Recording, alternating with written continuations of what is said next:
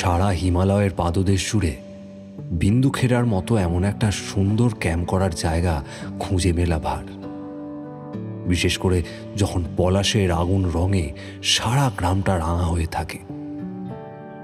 মাথার ওপর লাল পলাশের চাঁদোয়া, নিচে ছোট্ট ছোট্ট সাদা তাঁবু, আর এগাছ ওগাছে লাফিয়ে বেড়াচ্ছে অসংখ্য সোনাবউ, টিয়া, সোনালি কাঠঠোকরা, ফিঙে ইত্যাদি। তাদের লাফালাফিতে অজস্র পলাশ ফুল ঝরে ঝরে তাঁবুর বাইরের জমিটা একটা আগুন রঙের গলিচার মতো হয়ে ওঠে। কি কেমন লাগছে? এবার অন্যদিকে তাকান। ঘন জঙ্গলে ঢাকা পাদদেশের উপরে একের পর এক মাথা তুলে উঠেছে হিমালয়ের পর্বত শ্রেণী, মিশেছে তুষারাবৃত চূড়ায়। এই ছবিটা মনে মনে আঁচ করে নিলেই বিন্দুখেরায় 1929 সালের একটা ফেব্রুয়ারির সকালে আমাদের ক্যাম্পটি সম্পর্কে আপনার মোটামুটি একটা ধারণা হবে।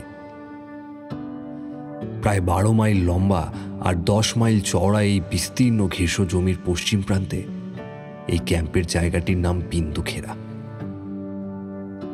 ফেব্রুয়ারির সকালে যেদিন আমরা প্রথম শিকারে বেরোলাম, সেদিন আমাদের সঙ্গে ছিল 9টা বন্দুক আর 5 জন ছিলেন দর্শকের ভূমিকায়। সকাল সকাল প্রাতরাশ সেরে আমরা হাতির পিঠে চড়ে বসলাম।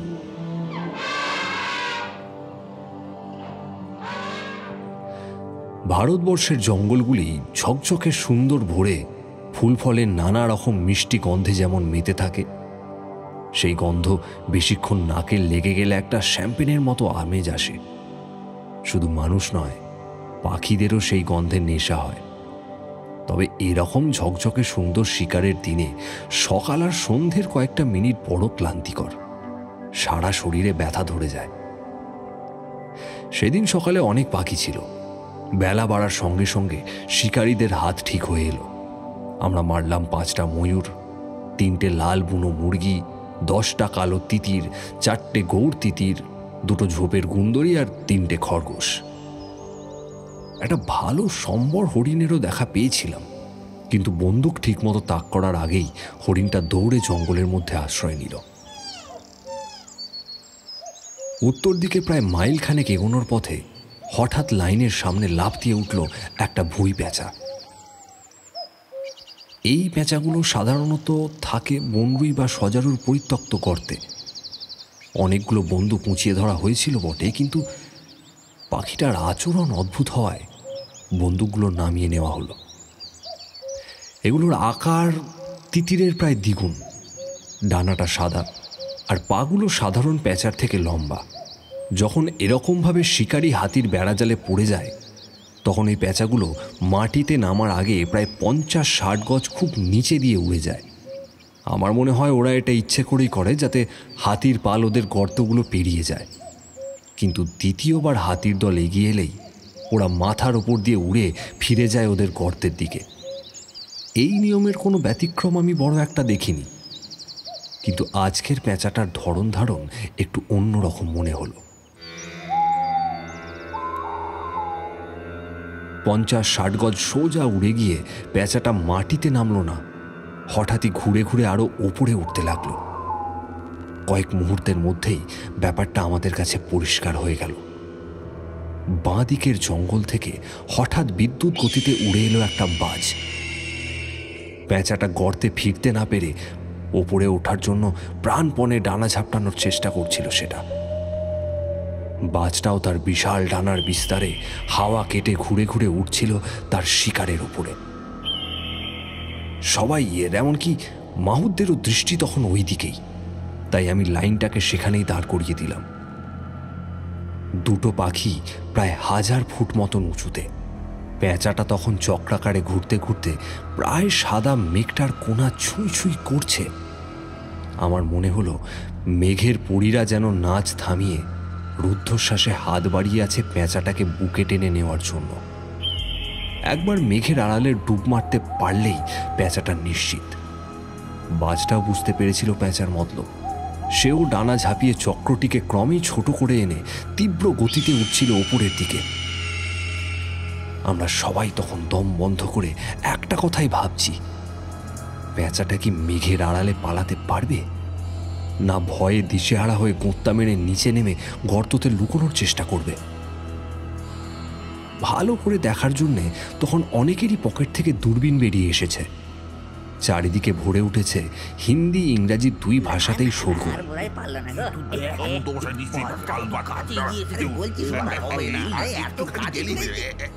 হঠাৎ দেখা গেল আকাশের দুটো পাখির জায়গায় শুধুমাত্র একটা পাখি ঘুরপাক খাচ্ছে, আর একটা পাখি সম্পূর্ণ অদৃশ্য হয়েছে।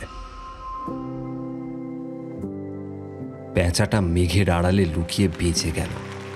সবাই একসঙ্গে হাততালি দিয়ে উঠল, কেউ বা আকাশের দিকে সাদা টুপি নেড়ে অভিনন্দন জানালো পেঁচাটিকে। বাজটা কোনো কিছু গ্রাহ্য না করে শু করে ডানায় ভর দিয়ে নেমে এলো। তারপর বসলো যে শিমুল গাছ থেকে পেঁচাটিকে তাড়া করেছিল তারই একটা ডালে।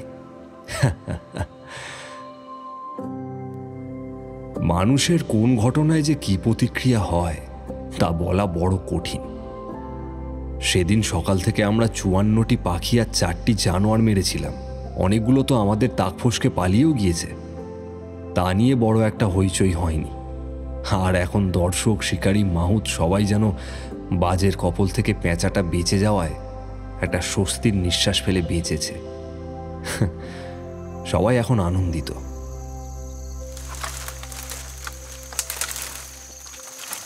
সমতল ভূমির ওপর প্রান্তে এসে আমি আবার হাতির দলটিকে দক্ষিণমুখী ফেরালাম।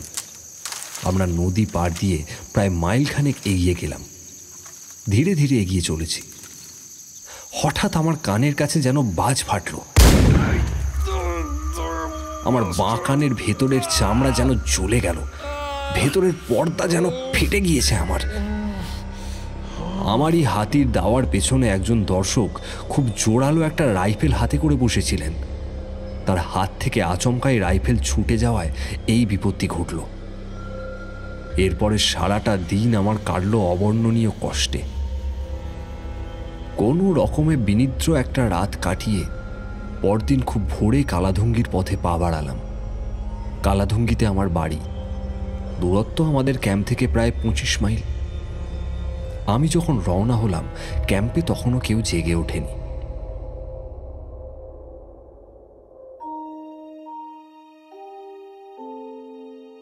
কালাধুঙ্গিতে নতুন পাশ করা তরুণ ডাক্তারটি পরীক্ষা করে বললেন আমার কানের পর্দাই ফেটেছে। মাসখানেক পর আমরা নৈনিতালে আমাদের গ্রীষ্মকালীন বাড়িতে গেলাম। সেখানেও র্যামসে হাসপাতালে নৈনিতালে সিভিল সার্জন কর্নেল হার্বার একই কথাই বললেন। এরপর বেশ কিছুদিন কেটে গেল। আমি পরিষ্কার বুঝতে পারছিলাম আমার মাথার মধ্যে একটা ফোড়া হচ্ছে। আমার এই অসুস্থতায় আমি তো কষ্ট পাচ্ছিলামই, আমার দুই বোনের অশান্তি যেন ছিল আরও বেশি। হাসপাতালের চিকিৎসায় যখন কোনো ফলই পেলাম না, তখন আমার বোনেদের ইচ্ছার বিরুদ্ধেই আমি চলে যাওয়ায় স্থির করলাম। কিন্তু আমি কারো সহানুভূতি আকর্ষণের জন্য এই দুর্ঘটনার কথা বলিনি। এটি বললাম তার কারণ এরপরে যে মানুষখেকো বাঘের গল্প আপনাদের শোনাব তার সঙ্গে এই দুর্ঘটনার খুব গভীর সংযোগ।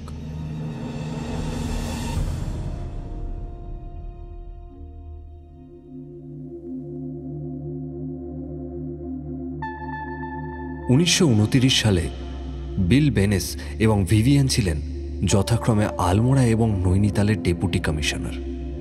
দুজনকেই দারুণ ভোগাচ্ছিল দুটো মানুষখেকো বাঘ। ভিভিয়ানের অনুমতি নিয়ে আমি বেনেসের অঞ্চলের বাঘটাই আগে মারার পরিকল্পনা করলাম। আমার এই সংকল্পের পিছনে আরও একটা ধারণাও কাজ করছিল।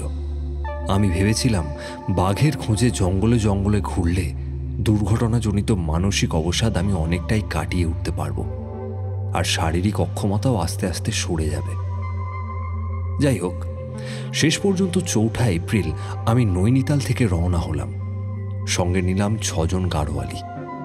তাদের মধ্যে ছিল মাধু সিং, রাম সিং, এলহাই নামে এক রাঁধুনি আর এক ব্রাহ্মণ, তার নাম গঙ্গারাম।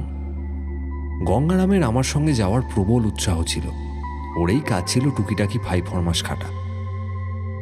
14 মাইল হেঁটে কাঠগুদামে নেমে আমরা ট্রেনে উঠলাম সন্ধ্যাবেলা। বরেলি পিলভিট হয়ে টনকপুর গিয়ে পৌঁছলাম পরদিন দুপুরবেলায়। এখানে বেনিস তার পেশকারকে পাঠিয়েছিল আমার সঙ্গে দেখা করতে। তার কাছেই শুনলাম আগের দিনই তাল্লাদেশের মানুষকেও একটা ছোট ছেলেকে মেরেছে। খাওয়া দাওয়া শেষ করে সেই রাতেই আমরা পায়ে হেঁটে বেরিয়ে পড়লাম 24 মাইল দূরে কালাধুঙ্গার পথে।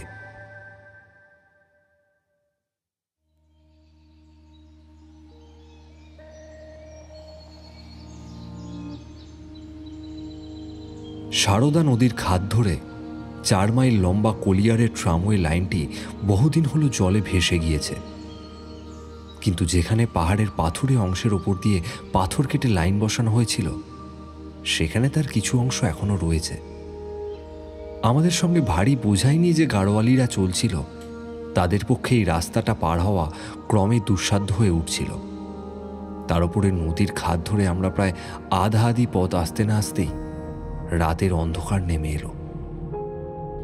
অনেক খোঁজাখুঁজির পর শেষ পর্যন্ত একটা চাতালের মতো পাথর পাওয়া গেল। মাথার ওপর ছাদের মতো আর একটা পাথর থাকায় জায়গাটা মোটামুটি নিরাপদ মনে হলো। সারা দিনটা খুব গরম ছিল, আর টনকপুরে ট্রেন থেকে নেমে আমরা এ পর্যন্ত প্রায় 16 মাইল হেঁটেছি। আমার সারা শরীর জুড়ে একটা ক্লান্তির আমেজ।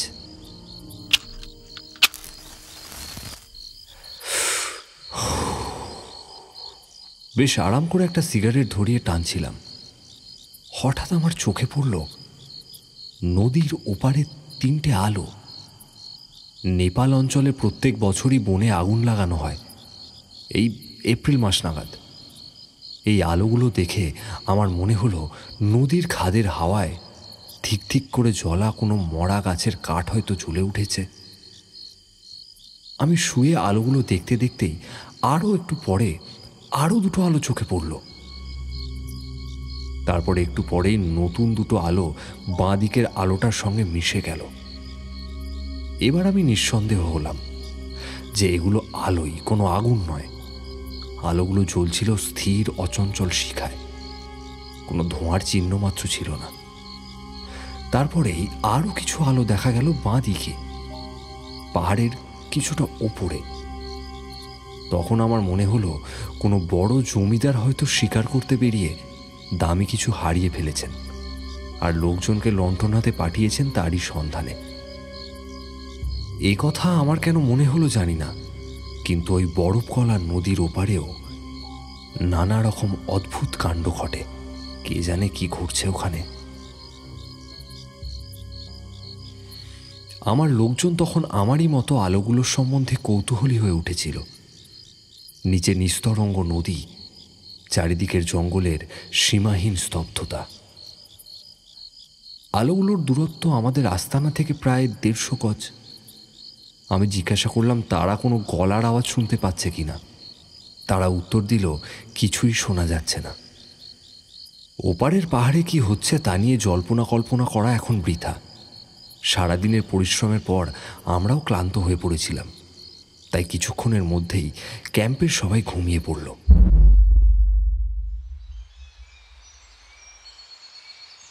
পূবে প্রথম ভোরের আলো ফোটার সঙ্গে সঙ্গেই 1 কাপ গরম চা আমার হাতে এসে গেল। আমাদের ক্যাম্প ভাঙা মানে তো টুকটাক জিনিসপত্র আর আমার ক্যাম্প খাটটি গুছিয়ে নেওয়া, তাই সময় বিশেষ লাগলো না। নদীর খাদের মধ্য দিয়ে একটা ছাগল চলার পথ দিয়ে আমরা হাঁটতে শুরু করলাম।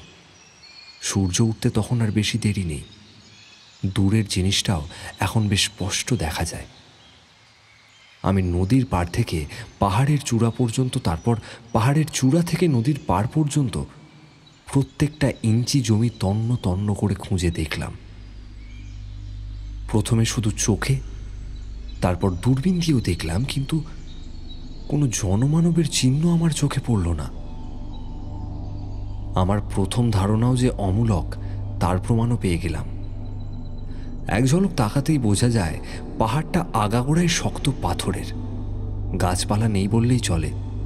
সেখানে আগুন লাগার সম্ভাবনাও তাই নেই। যেখানে আলো দেখা গিয়েছিল সেটা একটা পাথরের দেওয়ালের মতো সোজা খাড়াই। মানুষকে ওপর থেকে ঝুলিয়ে না নামিয়ে দিলে কোনো মানুষের পক্ষেই সেখানে যাওয়া অসম্ভব। কালো মেঘের মতো রহস্যটা ঘনীভূত হয়ে এলো।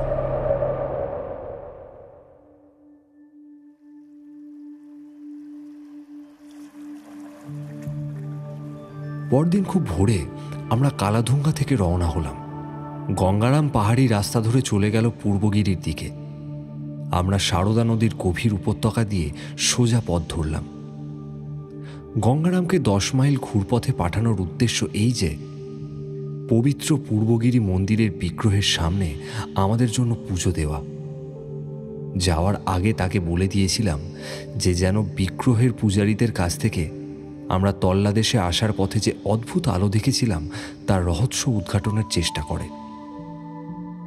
পরদিন সন্ধ্যাবেলা যখন সে টনকপুরে আমাদের সঙ্গে যোগ দিল, তখন তার কাছ থেকে শুনলাম এই কাহিনী। পূর্ণগিরি মন্দিরে ভগবতী দেবীর পুজো হয়। হাজার হাজার তীর্থযাত্রী প্রতি বছর এখানে আসে। এখানে আসবার দুটি মাত্র পথ আছে, একটা ওই বর্মদেও থেকে আর একটা কালাঙ্গা থেকে। এই পবিত্র মন্দিরটিতে আসার রাস্তা একটি, সেটা হলো খাড়া এক পাথুরে পাহাড়ের মধ্যে এক ফাটল দিয়ে। শিশু, বৃদ্ধ বা যাদের মনের জোর কম, তারা এই মন্দিরে যায় পাহাড়িদের পিঠে একরকম ঝুড়িতে। ওপরের মন্দিরে পৌঁছতে পারে একমাত্র তারাই যাদের উপর ভগবতী প্রসন্না। ওপরে মন্দিরের পুজো আরম্ভ হয় ওই সূর্যোদয়ের সঙ্গে সঙ্গেই, দুপুর পর্যন্ত চলে। ওপরের পবিত্র মন্দিরের কাছেই একটা প্রায় 100 ফুট উঁচু পাথরের চাই আছে।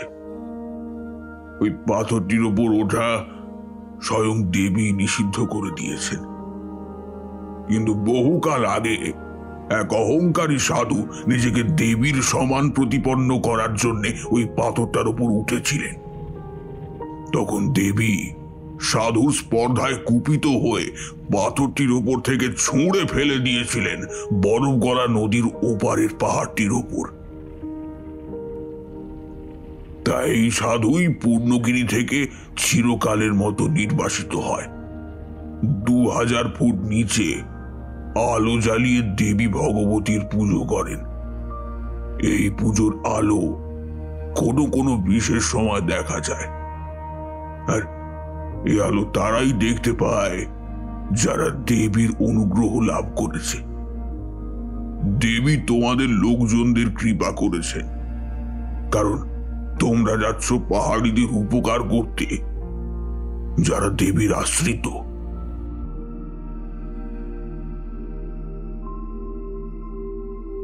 এই পুরো কাহিনীটাই গঙ্গারাম আমাকে শুনিয়েছিল যখন আমরা টনকপুরে ট্রেনের জন্য অপেক্ষা করছিলাম। এবার গল্পে ফিরে আসা যাক। গঙ্গারাম কুমায়ুনের যে কোনো লোকের মতোই খুব ক্ষিপ্র গতিতে চলাফেরা করতে পারে।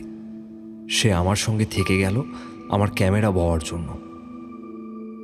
আমরা যেখানে রাত কাটাচ্ছিলাম সেখান থেকে মাইল 2 যাওয়ার পর আমরা সেই রাধুনীয় 6 জন গাড়োয়ালিকে পেলাম। এরপর 6 ঘন্টা ধরে আমরা ক্রমাগত হেঁটে চললাম, কখনো সারদা নদীর কিনারে কিনারে, কখনো গভীর জঙ্গলের মধ্য দিয়ে। যেতে যেতে আমরা কালাধুঙ্গা পার হলাম, চুকা পার হলাম, তারপরে পৌঁছলাম সেই পাহাড়ির পাদদেশে যার ওপারটাই হলো আমাদের গন্তব্যস্থল। এরপর শুরু হলো আমাদের চড়াই ভাঙা। এত খাড়া আর ক্লান্তিকর চড়াই আমাদের অভিজ্ঞতায় বড় একটা পড়েনি। এপ্রিলের জ্বলন্ত রোদ সর্বাঙ্গ যেন পুড়িয়ে দিচ্ছে। কোথাও একটা গাছও নেই যে ছায়ায় দুদণ্ড জিরোব। থেমে থেমে বহু কষ্টে আমরা সন্ধ্যা নাগাদ একটা কুড়ে ঘরের কাছাকাছি এসে থামলাম। চুকাতেই আমাদের বলে দেওয়া হয়েছিল এই কুঁড়ে ঘরটি এড়িয়ে যেতে। এখন মানুষকে কই হোক আর যাই হোক, আমাদের আর এগোবার শক্তি অবশিষ্ট ছিল না। এই কুঁড়ে ঘরে বাস করে 2টি পরিবার। এত মানুষজন আসায় তারা খুব খুশি হলো। কিছুক্ষণ বিশ্রাম করে রাত্রের খাওয়া দাওয়া সেরে আমি কুঁড়ে ঘরটির পাশেই একটা গাছের নিচে ক্যাম্পখাটটা পেতে শুয়ে পড়লাম। আমার পাশ দিয়েই বয়ে চলেছে একটা ছোট্ট ঝর্ণা। সেই রাত্রে শুয়ে শুয়ে আমি সম্পূর্ণ পরিস্থিতিটা মনে মনে ভাবার চেষ্টা করলাম। টনকপুরে গাড়ি ছাড়ার পর আমরা একটা মিনিটও নষ্ট না করে যত তাড়াতাড়ি সম্ভব ঘটনাস্থলে পৌঁছানোর আপ্রাণ চেষ্টা করেছি। আমি জানতাম আমরা পৌঁছানোর আগেই বাঘটা তার শিকারের সবটাই খেয়ে ফেলবে, তবে তাকে যদি ঘাঁটানো না হয় তাহলে হয়তো ধারে কাছে সে আরও 2-1 দিন থাকবে, আর এটাই হবে আমার সুযোগ।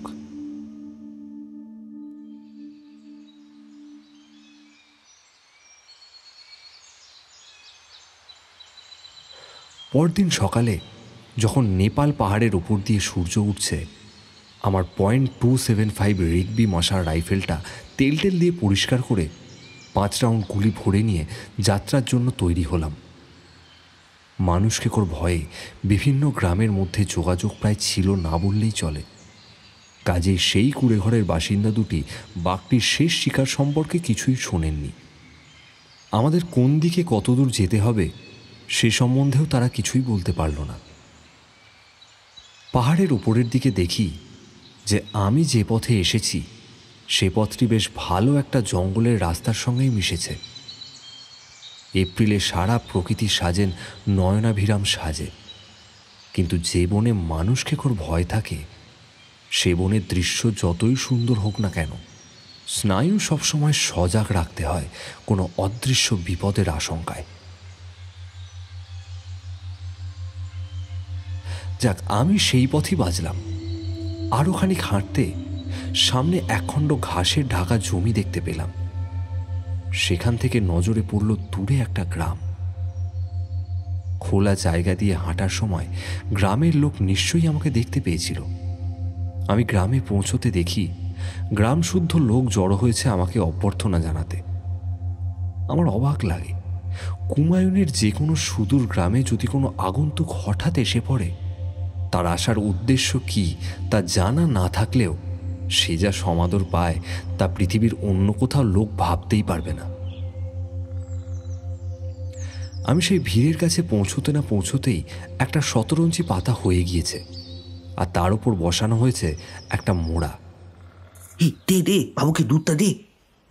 আমি বসতে না বসতেই আমার হাতে পেতলের পাত্রে দুধ ধরিয়ে দেওয়া হলো। বুঝলাম আমি রাইফেল হাতে পৌঁছনো মাত্রই ওরা ধরে নিয়েছে যে আমি এসেছি সেই মানুষখেকোকে মারতেই। ওদের মধ্যে থেকে একজন বলল, বাবু, এত সকাল সকাল আপনি পায়ে হেঁটে এলেন কোত্থেকে? হ্যাঁ, সব থেকে কাছে যে ডাক বাংলোটি ছিল সেইটাই তো এখান থেকে প্রায় 30 মাইল দূরে। দুধ খেতে খেতে আমি তাদের কয়েকটা সিগারেট বিলি করলাম।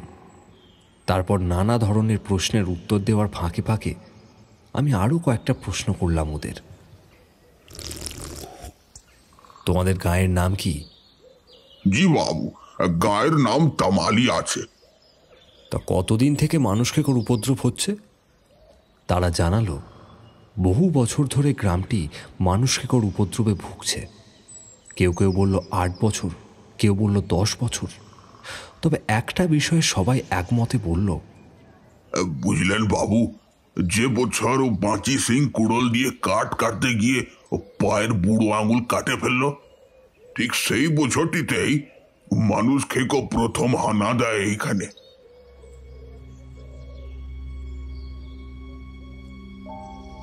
বাঘটার জন্য সারা গ্রামে এমন একটা ত্রাসের সঞ্চার হয়েছে যে গ্রামের আশপাশের জমিগুলো কেউ আর চাষ করছে না। প্রয়োজনীয় খাবার দাবার আনার জন্য আর টনকপুরে যেতে চায় না কেউ। বাঘটা তামালি ছেড়ে কখনো এক নাগাড়ে বেশি দিন দূরে থাকে না, প্রায় ফিরে ফিরে আসে সে। আমাকে আরও খুব পীড়াপিড়ি করতে লাগলো এখানে থেকে যাওয়ার জন্য, কারণ তল্লা দেশের অন্য যে কোনো জায়গার থেকে এখানেই বাঘটা মারার সুযোগ অনেক বেশি। যাই হোক, আমি কেন যাচ্ছি ওদের বুঝিয়ে বলতে ওরা বুঝল। আমি কথা দিলাম যে প্রথম সুযোগেই আমরা আবার তামালিতেই ফিরে আসব। তারপর ওদের কাছ থেকে বিদায় নিয়ে আমি রওনা দিলাম সেই গ্রামটির দিকে যেখানে মানুষখেকোটা তার শেষ শিকারটি মেরেছে।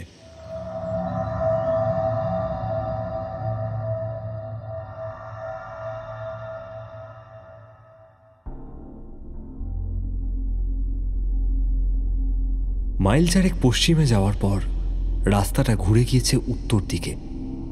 তারপর একটা উপত্যকার ওপর দিয়ে চলে গেছে রাস্তাটা। একটু চড়াইয়ে একটা গোল জায়গায় দাঁড়িয়ে দেখি একটু পূবেই একটা গ্রাম।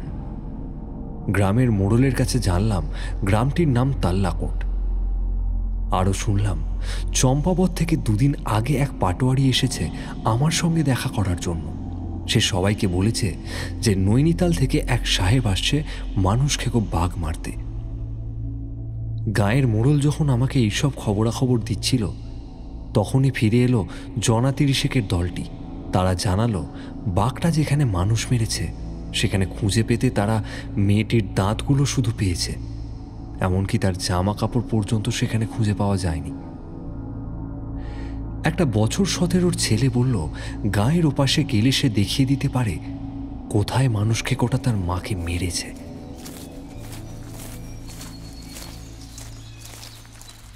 হাঁটতে হাঁটতে ঘাসে ঢাকা উপত্যকার থেকে ১,৫০০ গজ নিচে একটা ঝোপের দিকে আঙুল দেখিয়ে ছেলেটি বলল, আরও কিছু মেয়ের সঙ্গে যখন আমার মা ঘাস কাটছিল তখন ঠিক ওই ওই ওই ওই জায়গাটা, ওখানে বাঘে তাকে আক্রমণ করে। তারপর নালায় একটা ওক গাছ দেখিয়ে বলল, আর ওই ওই ওই ওই গাছটার নিচে মায়ের বাঘে খাবার শরীরটা দেখতে পেয়েছি। হনুমানে ওই ওই গাছটার ডালপালা ভেঙেছে। আমি আর আমার দলের লোকেরা কিন্তু বাঘটাকে দেখিনি, বাঘের কোনো আওয়াজও শুনতে পাইনি। আমরা যখন পাহাড় বেয়ে নামছিলাম তখন প্রথমে একটা ঘোড়ালের ডাক শুনি, আর তার কিছুক্ষণ পরেই একটা হনুমান ডেকে ওঠে। তাহলে একটা ঘোড়াল আর একটা হনুমান ডেকেছিল। ঘোড়াল অবশ্য অনেক সময় মানুষ দেখলেও চিৎকার করে, কিন্তু হনুমান তো তা করে না। অবশ্য বাঘ দেখলে দুজনেই ডেকে উঠবে বই কি। তবে এটা কি সম্ভব যে বাঘটা মরার কাছেই কোথাও ঘাপটি মেরেছিল? লোকজনের দলবল হাজির হতেই সে সরে গিয়েছে। গায়ের মোড়লকে ছোট নদীটির ধারে আমার তাঁবু ফেলার ব্যবস্থা করতে বলে আমি ঠিক করলাম বাঘটা যেখানে মরাটা খেয়েছে একবার সেই জায়গাটা ভালো করে দেখে আসব। দেখব বাঘটা মাদি না মদ্দা। মাদি হলে বাঘটার কোনো বাচ্চা কাচ্চা আছে কি না সেটাও দেখতে হবে। আমি আগেই বলেছি কুমায়ুনের এই অঞ্চলটা আমার সম্পূর্ণ অজানা।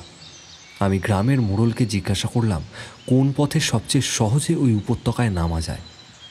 সেই ১৭ বছরের ছেলেটি এগিয়ে এসে খুব আগ্রহের সঙ্গে বলল, আমি তোমার সঙ্গে যাবো সাহেব, পথ দেখিয়ে নিয়ে যাবো তোমায়। সবসময় মানুষকে বাঘের আতঙ্কে যারা বাস করে তাদের সাহস আর সম্পূর্ণ অপরিচিত লোকের ওপর বিশ্বাস রাখার ক্ষমতা দেখে আমি অবাক হয়ে যাচ্ছি। ছেলেটির নাম দুঙ্গার সিং। বছরের পর বছর দুঙ্গার সিং বাস করছে মানুষ খেকোর দৌরাত্মের মধ্যে। মাত্র কয়েক ঘন্টা আগেই সে দেখে এসেছে তার মায়ের ছিন্ন ভিন্ন দেহাবশেষ।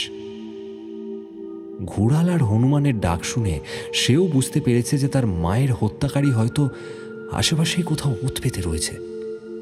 কিন্তু তার সত্ত্বেও একা এবং সম্পূর্ণ নিরস্ত্র অবস্থায় একজন সম্পূর্ণ অপরিচিত লোকের সঙ্গে সেই বিপদসংকুল জায়গায় যেতে তার কোনো দ্বিধা নেই।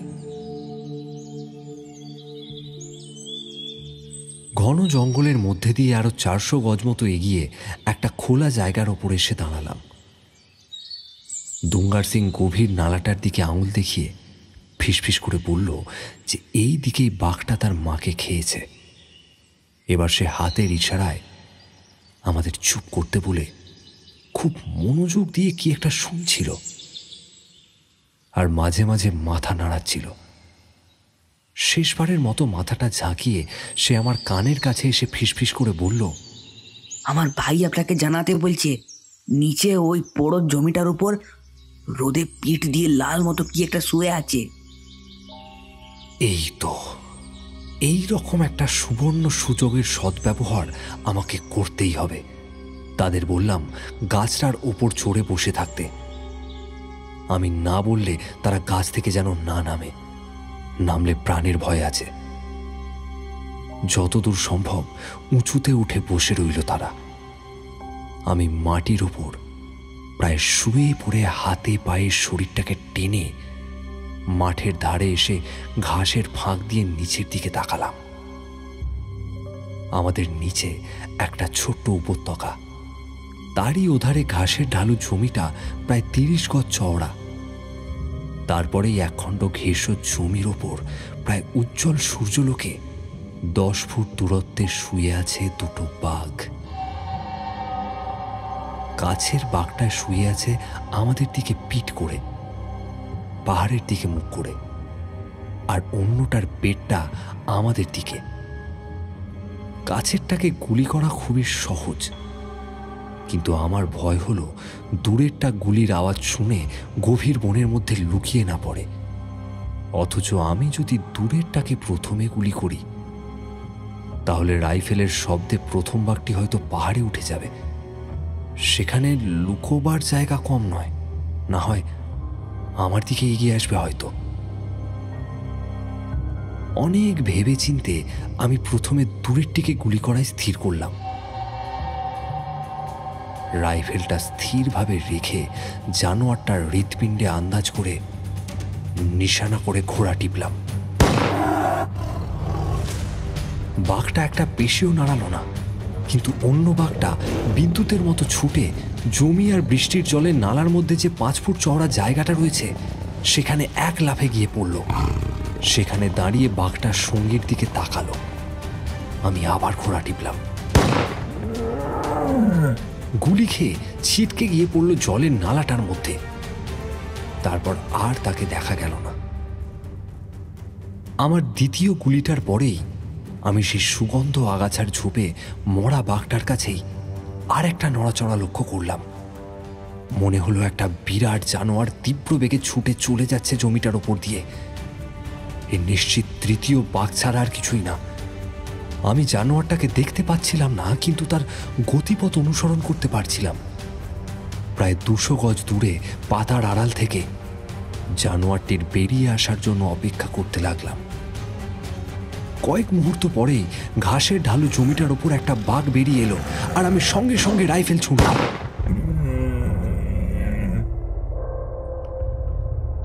গুলি খেয়ে বাঘের পড়ে যাওয়া, শরীর কুঁচকে যাওয়া আমি আগেও দেখেছি, কিন্তু একটা গুলিতে এত নিশ্চিতভাবে কোনো বাঘের মৃত্যু এর আগে আমি দেখিনি।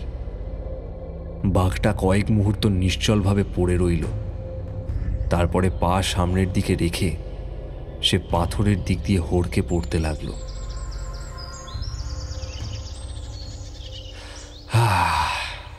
রাইফেল কাঁধে রেখে ঘোড়ায় আঙুল দিয়ে আমি আরও কিছুক্ষণ অপেক্ষা করলাম, কিন্তু বাঘটার শরীরে কোথাও কোনো জীবনের স্পন্দন দেখলাম না। দুঙ্গার সিং ছিল আমারই কাছে জমিতে বুক দিয়ে শুয়ে। এখন সে উঠে দাঁড়িয়ে আনন্দের আতিশয্যে নাচতে আরম্ভ করল। আমি প্রথমে যখন বাঘ দুটোকে ঘুমিয়ে থাকতে দেখি, তখন ভেবেছিলাম মানুষকে বাঘটার হয়তো একটা বাঘিনী জুটেছে।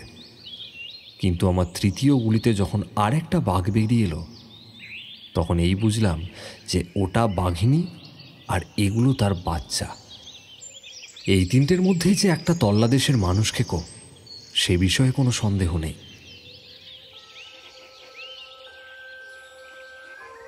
জমিটার কোনায় পা ঝুলিয়ে বসে থাকলাম, আর সঙ্গীদের সিগারেট দিয়ে বললাম, সিগারেট খাওয়া শেষ হলেই আমি যাব নালার মধ্যে যে বাঘটা পড়েছে সেটার খোঁজে।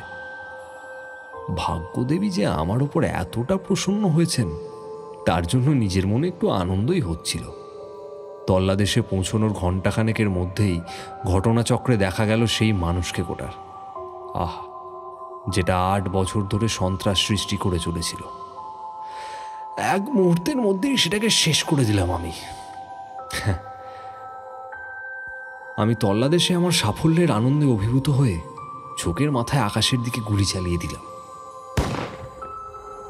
আর এখন বলতে লজ্জা করে যে সেদিন আমি সবাইকে দেখাতে চেয়েছিলাম যে এমন দিনে আমার পক্ষে কিছুই মারা অসম্ভব নয়।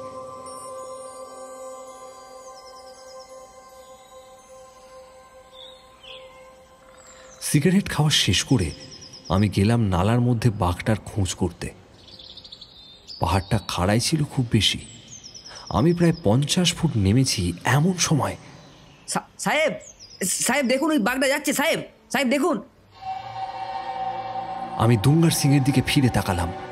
দেখলাম সে আঙুল দিয়ে উপত্যকার ওধারে পাহাড়ের নিচে ঢালুর দিকে, যেদিকে ওর মা মারা পড়েছে সেই দিকে দেখাচ্ছে। প্রথমে আমি কিছুই দেখতে পেলাম না, তারপর দেখলাম বাঘটা খুঁড়িয়ে খুঁড়িয়ে কোনো রকমভাবে উঠে যাচ্ছে পাহাড়ে। একেবারে 3-4 পা করে গিয়েই একটু করে দাঁড়াচ্ছে। দেখে বুঝলাম এটি সেই বাঘটি যে গাছপালা ভেঙে জঙ্গলের মধ্যে পড়েছিল। সঙ্গে সঙ্গে রাইফেলে 300 গজের নিশানা ঠিক করে ব্যবস্থা করে নিলাম। তারপর বাঁ হাতে চারা গাছটা ধরে রাইফেলটা কবজির উপরে রেখে ধীরে সুস্থে তাক করলাম। আমাদের মধ্যে দূরত্ব ছিল 400 গজের মতো, আর বাঘটা ছিল আমার থেকে একটু বেশি উচ্চতায়। তাই বাঘটা একটু না দাঁড়ানো পর্যন্ত অপেক্ষা করলাম। সে একবার দাঁড়াতেই আমি আস্তে করে ট্রিগার টিপলাম। কিন্তু এ কি, বুলেটটা যেতে অবিশ্বাস্য রকম বেশি সময় নিল মনে হলো। তারপরে একটু ধুলো উঠল। সঙ্গে সঙ্গে বাঘটা সামনের দিকে একটু ঝোঁক খেয়ে আবার ধীরে ধীরে চলতে শুরু করলো। না না না না না, আমি বুঝলাম আমার নিশানা ঠিক লাগেনি। এখন আমার আর বাঘটার মধ্যে দূরত্ব কমে এসেছে। ওটাকে মারা আমার শুধু একটা বুলেটের অপেক্ষা। কিন্তু সেই বুলেটটাই আমার এখন নেই। যখন বাঘটা গুলি খেয়ে গড়িয়ে পড়ছিল তখন বোকার মতো অন্য বুলেটটা আমি খরচ করে ফেলেছি।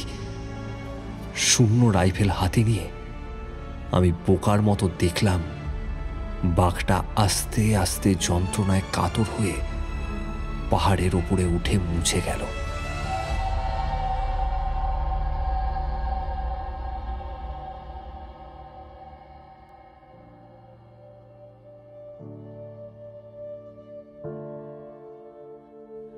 কর্নেল বারবার আমাকে বলেছিলেন ভারী রাইফেল ব্যবহার না করতে, আর হালকা রাইফেল ব্যবহার করলেও প্রয়োজনের বেশি গুলি না করতে।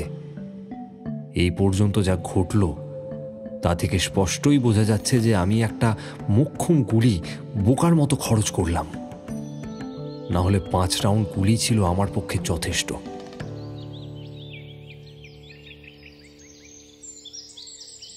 আমার লোকেরা অন্যান্যদের সঙ্গে আমার সব গতিবিধি লক্ষ্য করছিল। তারা জানত আমার রাইফেলের ম্যাগাজিনে 5 রাউন্ডই গুলি থাকে। আমার পঞ্চম গুলির পরে আহত বাঘটা যখন পাহাড়ের ওপর দিয়ে অদৃশ্য হয়ে গেল, তখন মাধো সিং আরও গুলি নিয়ে পাহাড়ের ওপর দৌড়ে নেমে এলো।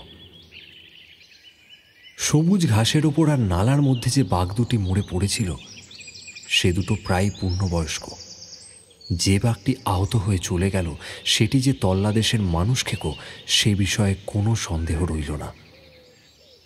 মাধো সিং আর দুঙ্গা সিংকে বাঘের বাচ্চা দুটো গ্রামে নিয়ে যাওয়ার ব্যবস্থা করতে বলে আমি একাই রওনা হলাম সেই আহত বাঘিনীর সঙ্গে মোকাবেলার চেষ্টা করতে।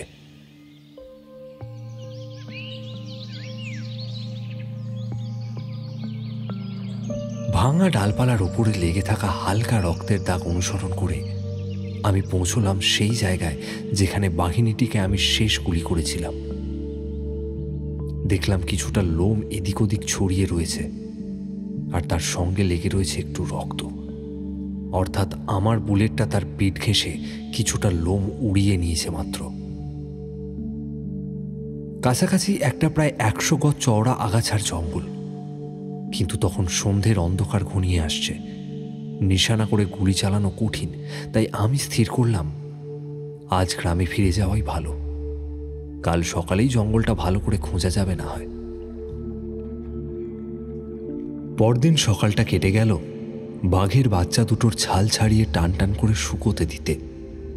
আমি যখন বাচ্চাগুলোর ছাল ছাড়াচ্ছিলাম তখন গ্রামের লোকজন আমায় ঘিরে বসেছিল। আমরা যখন রওনা হলাম তখন বেলা প্রায় দুপুর।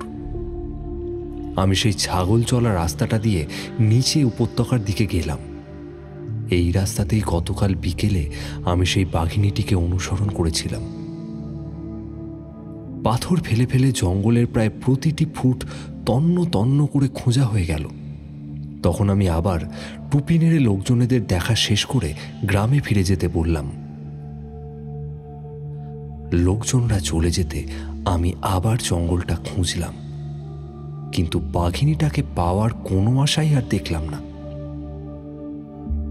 আগের দিন তাকে যখন পাহাড়ে উঠতে দেখি তখন সে ক্ষতের যন্ত্রণায় খুব কাতর ছিল। ক্ষতের রক্ত পরীক্ষা করে বুঝলাম ক্ষতটা ওর ওপরই হয়েছে, খুব একটা গভীর নয়। তবে বাঘিনীটা অমন হুমড়ি খেয়ে পড়েছিলই বা কেন? হয়তো আমাকে বোকা বানাতে।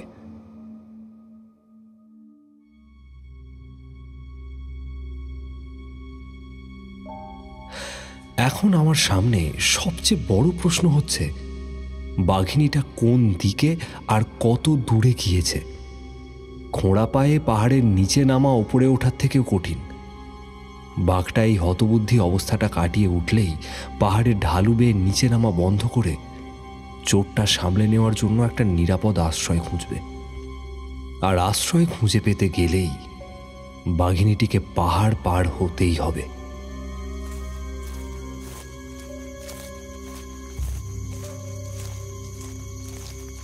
সিগারেটটা শেষ করে আমি সেই জানোয়ারদের পায়ে চলা পথটা ধরে এগোলাম।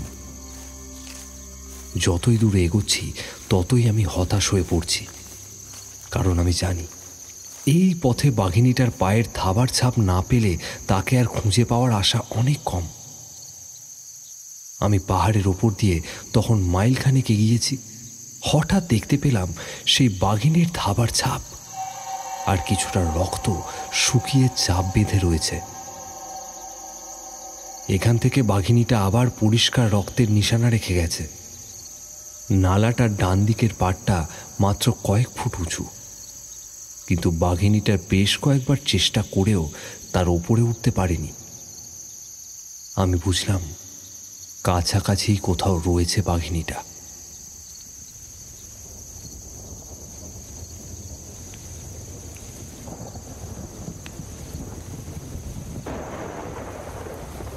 কিন্তু আমার ভাগ্য নেহাতি খারাপ। কিছুক্ষণ আগে থেকেই আকাশ জুড়ে কালো মেঘের তোড়জোড় শুরু করেছিল। এবার আর পরীক্ষা নিরীক্ষা কোনো কিছু করার আগেই মুষলধারে বৃষ্টি এলো। রক্তের দাগ ধুয়ে মুছে একাকার হয়ে গেল। আমি বুঝতে পারলাম তাকে খুঁজে পাওয়া আরো কঠিন হবে, কিন্তু আমার এও মনে হচ্ছে তার সঙ্গে মোলাকাত তো আমার একবার হবেই।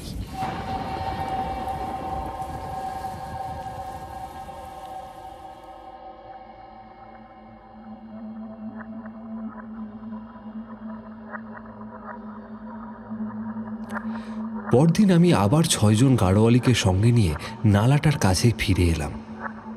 কিছুটা এগিয়ে দেখি বাঁদিকে একটা জন্তু জানোয়ারের পায়ের চলার পথ পাহাড় বেয়ে নেমে এসেছে। পথটা বেশ ব্যবহার হয় বলেই মনে হলো। একা এই পথে যদিও যাওয়া বিপজ্জনক, আমি তবুও এগিয়ে গেলাম। আরো খানিকটা ভেতরে ঢুকলাম। সেই পথে আমি দেখতে পেলাম বাঘিনীটার থাবার ছাপ গত সন্ধ্যার বৃষ্টিতে কিছুটা ধুয়ে গিয়েছে। আমি যেখানে দাঁড়িয়েছিলাম তার কাছেই একটা বিরাট পাথর, আর তার উপর চাপ চাপ রক্ত। মন বলছে খুব কাছেই রয়েছে নরখাদকটি, কিন্তু চোখে ধরা পড়ছে না।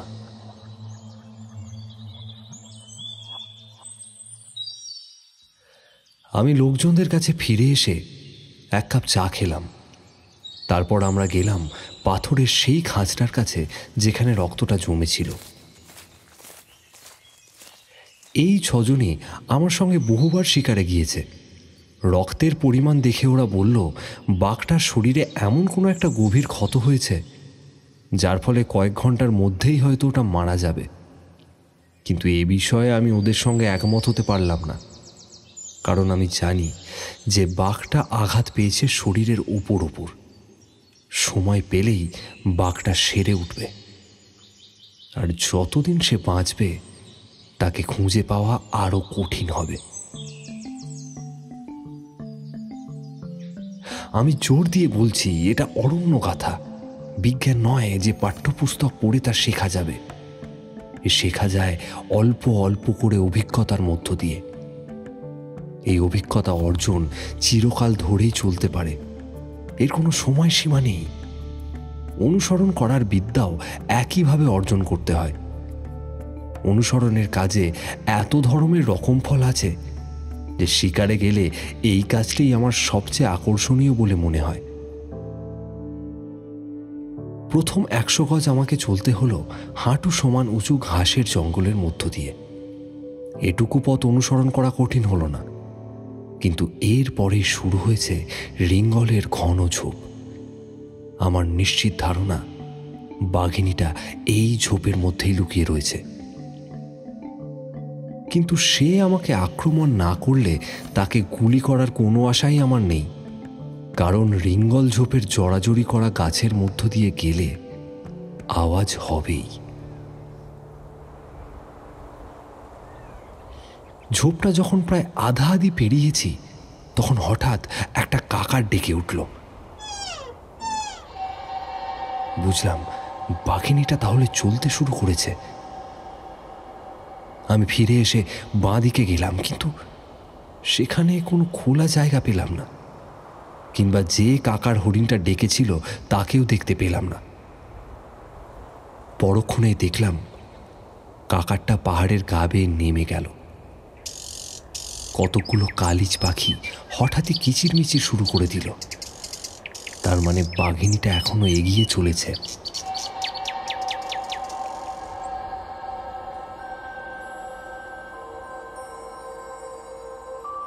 একটা শব্দ শুনে তার দিক এবং দূরত্ব নির্ণয় করা যে কোনো শিকারীর পক্ষেই একটা বিশেষ গুণ। আমি এ ব্যাপারটা প্রায় নিখুঁত করে এনেছি বললেই চলে। কিন্তু হঠাৎ আমি উপলব্ধি করলাম আমার সেই দুর্ঘটনার পর এই ক্ষমতাটি থেকে আমি বঞ্চিত হয়েছি। আমি আমার নিরাপত্তার জন্য আমার শ্রবণ শক্তির ওপর আর নির্ভর করতে পারবো না। জঙ্গলের বাসিন্দাদের যে ভাষা শেখার জন্য আমার এত বছর লেগেছে, সেই ভাষা শুনে আনন্দ পাওয়ার ক্ষমতা আমি ধীরে ধীরে হারিয়ে ফেলছি। আমার কানের ওপর আর আমি কোনোদিনই নির্ভর করতে পারবো না। যাই হোক, এই সম্বন্ধে 7-5 ভেবে আর কোনো লাভ নেই।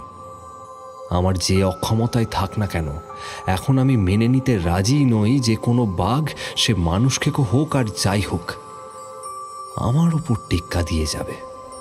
বিশেষ করে যখন আমরা দুজনেই দুজনের জীবনের ওপর তাক করে আছি।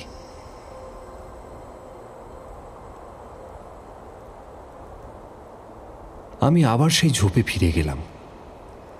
এবার বাঘিনীটাকে খোঁজার চেষ্টা করলাম সম্পূর্ণ দৃষ্টিশক্তির ওপর নির্ভর করে। বারবার সম্বর, কাকার হরিণ আর হনুমানের ডাক থেকেই বুঝলাম এ বনে শিকার আছে প্রচুর। কালিজ, যে রসিক দামা, এইসব পাখির ডাক শুনে বুঝলাম এরা বাঘিনীর চারিপাশে ভিড় করে রয়েছে। সাধারণত এই শব্দগুলোই আমাকে পথ চিনিয়ে নিয়ে যেতে সাহায্য করে, কিন্তু এখন সেদিকে কোনো নজর না দিয়ে আমি বাঘিনীটিকে ধীরে ধীরে অনুসরণ করে চললাম। খানিকটা চলার পর ঘাসের উপর আমি বাঘিনীর থাবার ছাপ হারিয়ে ফেললাম।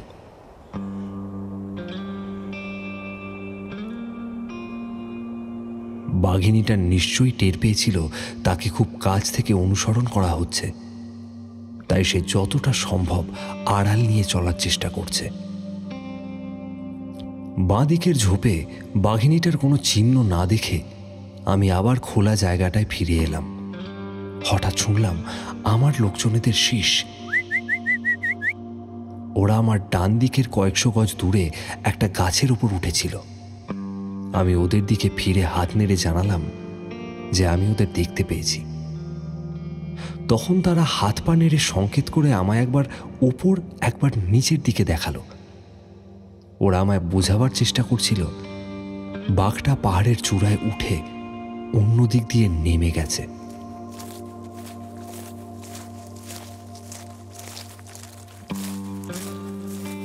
যে বড় পাথরটার কাছ থেকে আমি বাঘিনীটার থাবার ছাপ অনুসরণ করতে শুরু করি, সেখান থেকে ঝর্ণার দূরত্ব মনে হলো মাইল 4, কিন্তু পথটা অতিক্রম করতে আমার সময় লেগে গেল প্রায় 7 ঘন্টা। দিনটা যদিও বা ব্যর্থ হয়েছে, কিন্তু সময়টা কেটেছে বেশ উত্তেজনার মধ্য দিয়ে। আমাকে এগোবার সময় প্রত্যেকটি মুহূর্তে সতর্ক থাকতে হয়েছে যাতে মানুষকে খপ্পরে না পড়ি।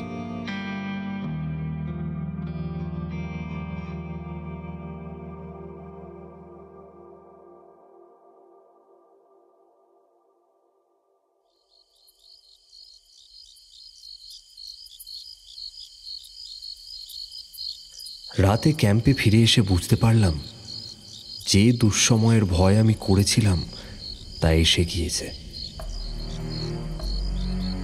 একটা ফোড়া থেকে দুঃসহ যন্ত্রণা বিদ্যুতের মতো ছড়িয়ে পড়ছিল শিরায় শিরায়। মাথায় যেন কে ক্রমাগত হাতুড়ির ঘা মারছিল। একটার পর একটা বিনিদ্র রাত কাটানো আর শুধু চা খেয়ে থাকায় আমার সব সাহস যেন কে শুষে নিচ্ছিল।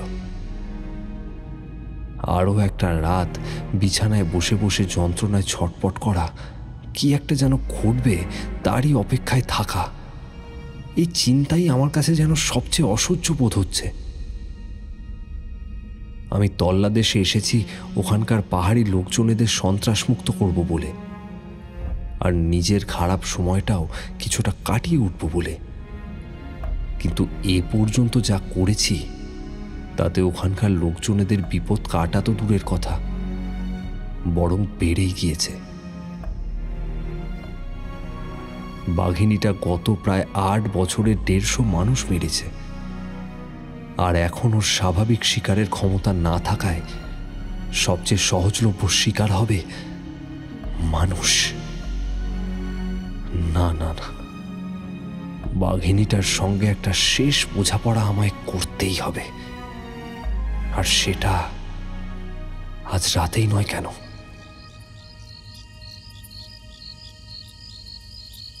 চাঁদের আলোয় আমি রাতের খাওয়া সারলাম।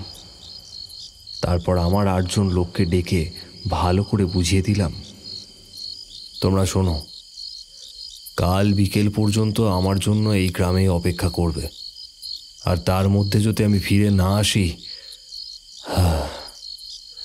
তাহলে আমার জিনিসপত্র গুছিয়ে নিয়ে সকালবেলায় নৈনিতালে রওনা হবে। এখন এসো। বলা শেষ করে আমি বিছানার ওপর থেকে রাইফেলটা তুলে নিয়ে উপত্যকার দিকে নেমে গেলাম।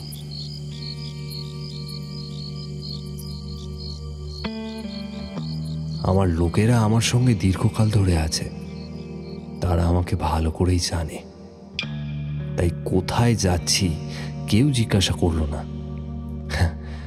বা আমায় থামাবারও চেষ্টা করল না কেউ। তারা সবাই চুপচাপ দাঁড়িয়ে আমার চলে যাওয়া দেখল।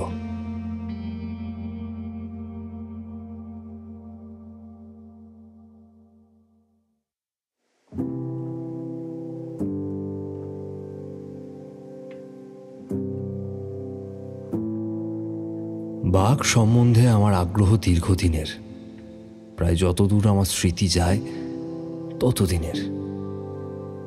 এমন একটা অঞ্চলে আমার জীবন কেটেছে যেখানে বাঘও ছিল প্রচুর। আমি যখন খুব ছোট্ট ছিলাম তখন আমার একমাত্র উচ্চাকাঙ্ক্ষা ছিল একটা বাঘ দেখব, ব্যাস, আর কিচ্ছু দরকার নেই। পরে আমার বাঘ মারার ইচ্ছে হলো। পায়ে হেঁটে বাঘ মারলাম 50 টাকায় কেনা একটা সৈন্যদলের রাইফেল দিয়ে। সেসব কি দিন! যাই হোক, আমার মানসিক চাঞ্চল্য আর শারীরিক যন্ত্রণার জন্য সে রাতে যখন বেরিয়ে পড়লাম তখন আমার বিরাট একটা অসুবিধা ছিল। সে রাতে শুধু একটা চোখেই আমি দেখতে পাচ্ছিলাম। অসুবিধাটা যাতে মনের শেকড় না গেড়ে বসে, তাই মনে মনে আমি এটাই ভাবছিলাম, আমি যদি বাঘিনীটার খুব কাছাকাছি না যাই তাহলে সে আমার কিছুই করতে পারবে না, অথচ আমি তাকে অনেক দূর থেকেই মারতে পারবো। আমি যে আমার লোকজনেদের নির্দেশ দিয়েছিলাম পরদিন সন্ধেবেলায় আমি না ফিরলে নৈনিতালে চলে যেতে, তা বাঘিনীটার সঙ্গে পেরে উঠব না বলে নয়, আমার মনে একটা আশঙ্কা ছিল, হয়তো আমি জ্ঞান হারিয়ে ফেলব, হয়তো নিজেকে রক্ষা করার মতো শক্তি আমার আর থাকবে না।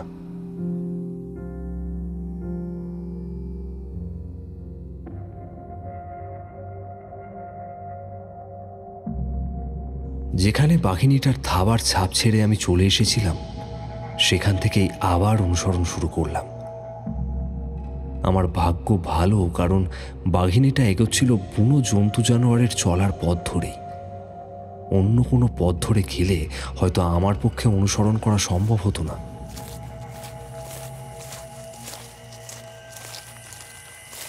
মোটামুটি নিরাপদ একটা জায়গা দেখে ভাবলাম এখানে কিছুক্ষণ জিরিয়ে নেওয়া যাক।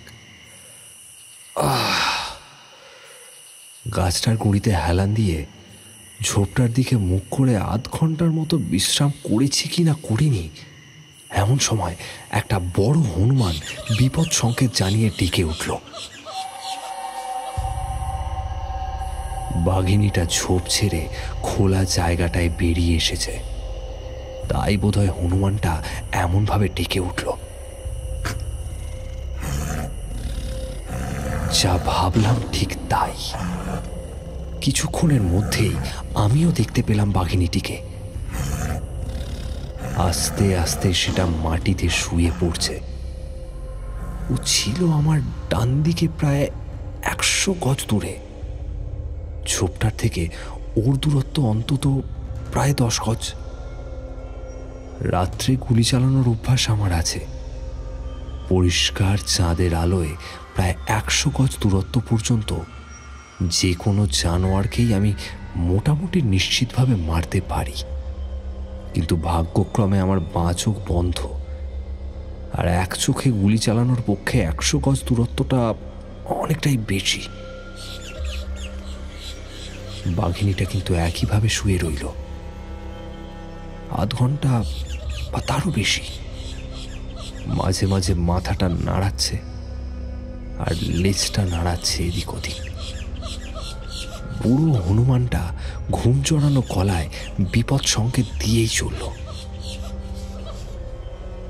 শেষে বাঘিনীটা ধীরে ধীরে উঠে দাঁড়িয়ে আমার ডান দিক বরাবর চলতে শুরু করলো।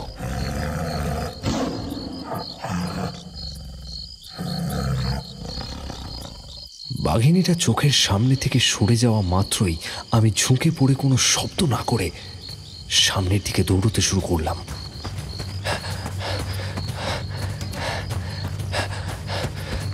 কয়েক গজ দৌড়ানোর পরেই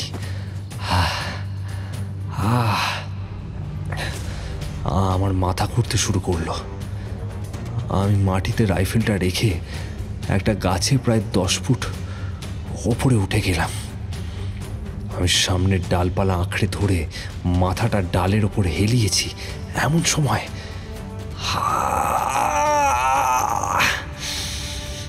এমন সময় সেই মারাত্মক ফোড়াটা ফাটলো।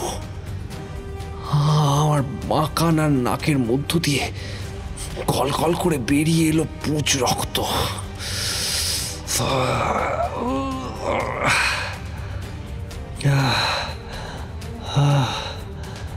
প্রায় মাঝরাত নাগাদ আমার যন্ত্রণা সম্পূর্ণ দূর হলো। আমার দুঃসময় কেটে গেছে, তাই বাঘিনীটা যেখানে যত দূরেই থাকুক না কেন, এইবার আমি ওকে খুঁজে বের করবই।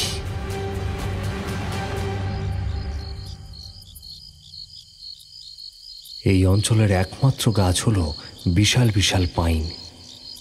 এই গাছগুলোয় 30-40 ফুট পর্যন্ত কোনো ডালপালা না থাকায় গাছে ওঠা এক প্রকার দুঃসাধ্য ব্যাপার। সেই জন্য আমাকে বাধ্য হয়ে মাটিতেই বসতে হবে। দিনের বেলা হলে কোনো চিন্তা ছিল না, কিন্তু এখন রাত। কিছুক্ষণ পরেই আবার কালিজটা কিচিরমিচির আরম্ভ করলো, আর ম্যাকপাইগুলো খুব জোরে ডাকতে আরম্ভ করলো উপত্যকার উপরে। বাঘিনীটা আসছে।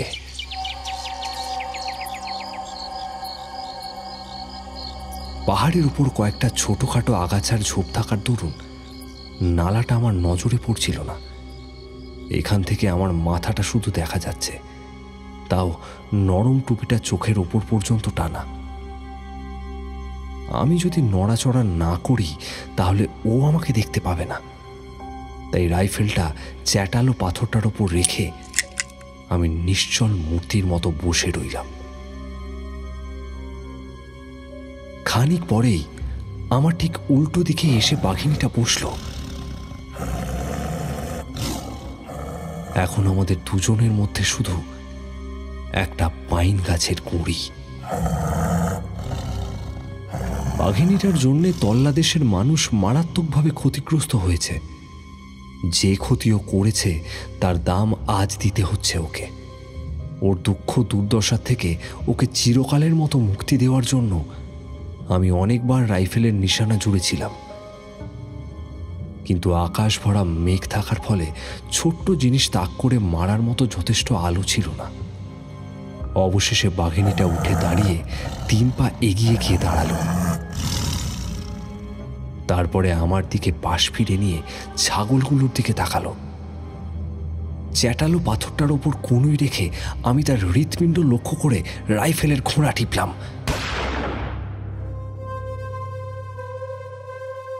দেখলাম তার পিছনের পাহাড়ে একটু ধুলো উড়ে গেল। ধুলো দেখেই আমার মনে চিন্তা বিদ্যুতে খেলে গেল। আমি যে শুধু হৃৎপিণ্ডে গুলি করতে পারিনি তা নয়, পুরো জানোয়ারটাই আমার লক্ষ্য থেকে বেরিয়ে গেছে। কিন্তু আমি যে রকম সযত্নে নিশানা করেছি তাতে লক্ষ্যভ্রষ্ট হওয়ার কথা নয়। গুলি খেয়ে বাঘিনীটার সামনের দিকে লাফ দিল। তারপর খুব ভয় পাওয়া একটা জানোয়ারের মতো সমতল জমিটার উপর দিয়ে ছুটতে লাগলো। ওর ছোটাটা কিন্তু আহত জানোয়ারের মতো নয়। আর একটা গুলি করার আগেই ও আমার দৃষ্টির বাইরে চলে গেল। যা, বাঘিনীটা আমাকে এমন চমৎকার সুযোগ দিল, আর আমি ওকে মারতেই পারলাম না। আমি একেবারে ক্ষেপে গেলাম। দৃঢ় প্রতিজ্ঞ হলাম এবার ও আমাকে এড়িয়ে পালাতে পারবে না। পাথরটার ওপর থেকে লাফিয়ে নেমে আমি দৌড়ে গর্তটা পার হলাম। 20 ফুট উঁচু পার বেয়ে সমতল জায়গাটার উপরে উঠে যেখানে বাঘিনীটা অদৃশ্য হয়েছে সেখানে এসে পড়লাম। এ পথ ধরে 50 কি 60 গজ এগিয়েছি, এমন সময় শুনলাম একটা ঘোড়াল হুঁশিয়ারি জানাচ্ছে। সঙ্গে সঙ্গে আমি আবার দৌড়তে লাগলাম। এখানে পথের বাঁকটা এমন কোণ কেটে হঠাৎ মোড় নিয়েছে যে গতির মুখে আমি নিজেকে সামলাতে পারলাম না। পাহাড়ের গা ছাড়া আমার ধরারও কিছু ছিল না। পথটার ধার দিয়ে খাড়াভাবে নিচে গিয়ে পড়লাম একেবারে।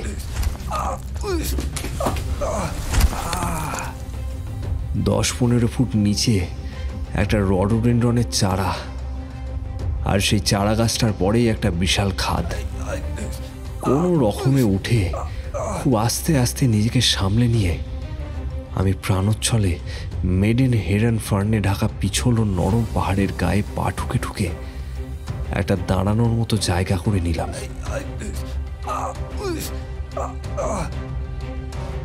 যে বাঘ তার আঘাতের প্রতিশোধ নিতে বদ্ধপরিকর, তার মতো ভয়াবহ জীব ভারতের জঙ্গলে আর কিচ্ছু নেই।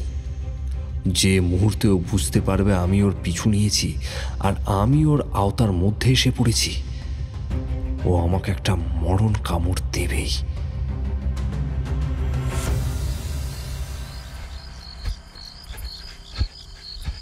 আমি যখন ঝোপের 3 গজের মধ্যে এসে পড়েছি তখন পথের ডান দিকে গজখানেকের মধ্যেই হঠাৎ দেখলাম বাঘিনীটা আমার ওপরে ঝাঁপ দেওয়ার জন্য তৈরি হচ্ছে। আহত এবং দীর্ঘ সময়ের উপবাসী হলেও একটা শেষ লড়াই না করে ও ছাড়বে না। এদিকে খালি পেটে দিনের পর দিন ব্যথায়, কষ্টে আর অমানসিক শারীরিক পরিশ্রমের ধকল আমার সর্বাঙ্গকে কাঁপাতে শুরু করেছে। যেই না ও আমার দিকে লাফাতে গেল, সঙ্গে সঙ্গে আমি নিশানা তাক করে গুলি ছুড়লাম। প্রথম গুলিটা একেবারে ওর হৃৎপিণ্ড এফোড় ওফোড় করে দিল। আমি আবারও একটা গুলি ছুড়লাম। সেটা গিয়ে লাগলো একেবারে ওর মাথায়। সঙ্গে সঙ্গেই ওর মৃত শরীরটা মাটিতে লুটিয়ে পড়ল। আমিও মাটিতে বসে পড়লাম।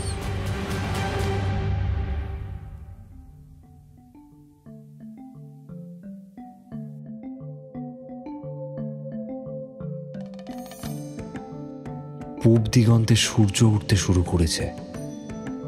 তারই মৃদু আলোয় দেখলাম গ্রামের সমস্ত মানুষ উঁচু জায়গাটায় এসে জড়ো হয়েছে। তাদের দিকে টুপি তুলে নাড়াতে না নাড়াতেই প্রাণপণে চিৎকার করতে করতে ছেলে বুড়ো সব দলে দলে নেমে আসতে লাগলো।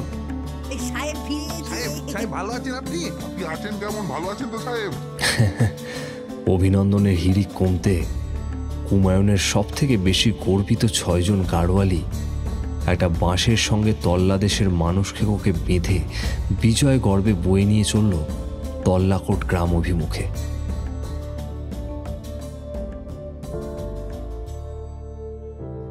গায়ে মেয়েদের ও শিশুদের দেখবার জন্য একটা খড়ের গদির ওপর বাঘিনীটাকে শুইয়ে রাখা হলো। পরীক্ষা করে দেখলাম 4টি গুলির আঘাতের পর বাঘিনীটা শেষ পর্যন্ত মারা পড়েছে 5ম এবং 6ষ্ঠ গুলিতে। আমি ওর ডান পা এবং কাঁধ থেকে প্রায় 20টা সজারুর কাঁটা বের করলাম। কাঁটাগুলো 2 থেকে 6 ইঞ্চি লম্বা। কাঁটাগুলো ওর মাংসপেশির মধ্যে ঢুকেছিল, আর নিঃসন্দেহে বলা যায় এগুলি ওর মানুষখেকো হওয়ার কারণ।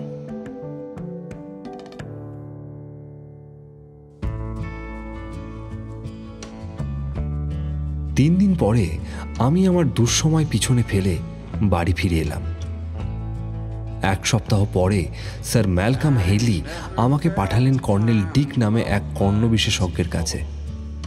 তারই চিকিৎসায় আমার শোনার ক্ষমতা আস্তে আস্তে ফিরে পেলাম। Darling, please forgive me if I stare a little more. I can't look away from those brown eyes. And if we settle down, we don't have to settle down. Please don't be afraid of all the things that could go wrong. We can take our time and we may change our mind. But I can tell a good thing when a good thing comes along. Darling, tell me all about the dreams you had last night. You can be so restless in your sleep. কেমন লাগলো আমাদের এই পরিবেশনা? অবশ্যই comment করে জানান আপনার মূল্যবান মতামত এবং সাবস্ক্রাইব করে আমাদের পাশে থাকুন। দেখা হবে পরের গল্পে। শুভরাত্রি, ভালো থাকবেন এবং সকলকে ভালো রাখবেন।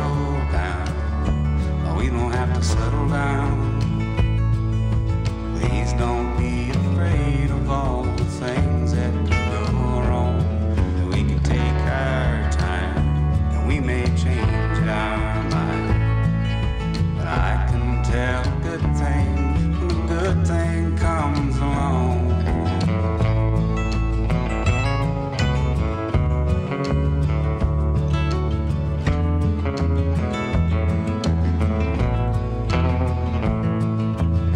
If I ever hurt you, dear, oh, I apologize.